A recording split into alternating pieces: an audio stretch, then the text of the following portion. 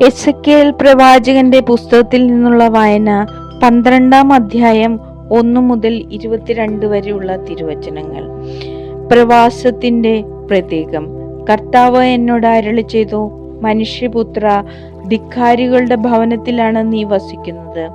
അവർ കണ്ണുണ്ടായിട്ടും കാണുന്നില്ല, ചെവിയുണ്ടായിട്ടും കേൾക്കുന്നില്ല. എന്തെന്നാൽ അവർ ധിക്കാരികളുടെ ഭവനമാണ്. മനുഷ്യപുത്ര, പ്രവാസത്തിനു വേണ്ട ഭാണ്ഡം തയ്യാറാക്കി പകൽ സമയം അവർ കാണുക തന്നെ പുറപ്പെടുക. പ്രവാസിയെ പോലെ സ്വന്തം സ്ഥലത്ത് നിന്ന് മറ്റൊരിടത്തേക്ക് അവർ നോക്കി നിൽക്കെ തന്നെ നീ പോകണം. ധിക്കാരികളുടെ ഭവനമാണെങ്കിലും ഒരുപക്ഷെ അവർ കാര്യം മനസ്സിലാക്കിയേക്കും. നിന്റെ ഭാണ്ഡം പ്രവാസത്തിനുള്ള ഭാണ്ഡം എന്ന പോലെ പകൽ സമയം അവർ കാണുക നീ പുറത്തേക്ക് കൊണ്ടുവരണം. പ്രവാസത്തിന് പോകുന്നവരെ പോലെ നീ സായംകാലത്ത് അവർ നോക്കി നിൽക്കെ പുറപ്പെടണം. അവർ കാണുക ഭിത്തിയിൽ ഒരു ദ്വാരമുണ്ടാക്കി അതിലൂടെ കടന്നു പോകണം. അവർ നോക്കി നിൽക്കെ തന്നെ നീ ഭാണ്ഡം തോളിലേറ്റി ഇരുട്ടത്ത് പുറത്തു കടക്കുക. നിലം കാണാതിരിക്കാൻ നീ മുഖം മൂടിയിരിക്കണം.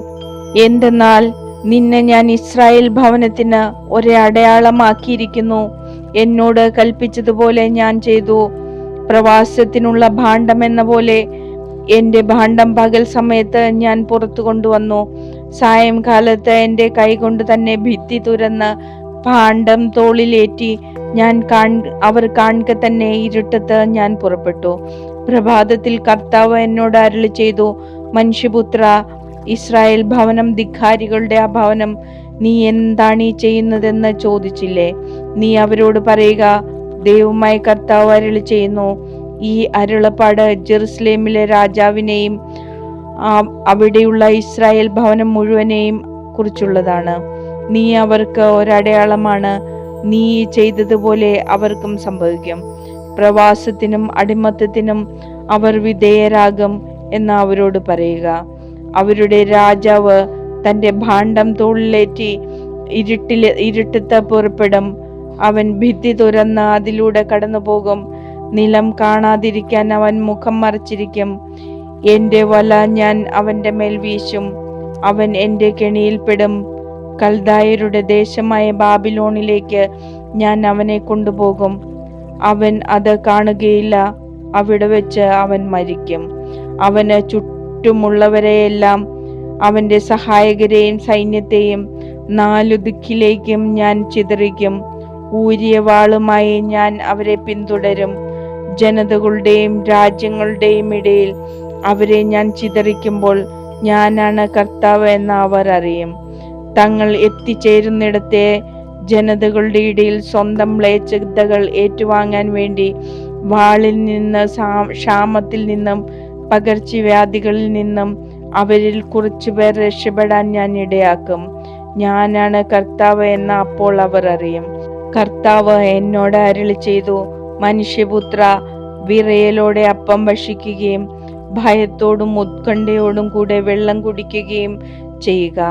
ആ ദേശത്ത് വസിക്കുന്നവരോട് പറയുക, ഇസ്രായേലിൽ ജെറുസലേമിൽ പാർക്കുന്നവരെ പറ്റി ദൈവമായ കർത്താവ് അരുളി ചെയ്യുന്നു, അവർ വിറയലോടെ അപ്പം ഭക്ഷിക്കും, സംഭ്രമത്തോടെ വെള്ളം കുടിക്കും. എന്തെന്നാൽ അവിടെ വസിക്കുന്നവരുടെ അക്രമം നിമിത്തം അവരുടെ നാട്ടിൽ നിന്ന് എല്ലാം അപഹരിക്കപ്പെടും. ജനനിബിഡമായ നഗരങ്ങൾ ശൂന്യമാക്കപ്പെടും.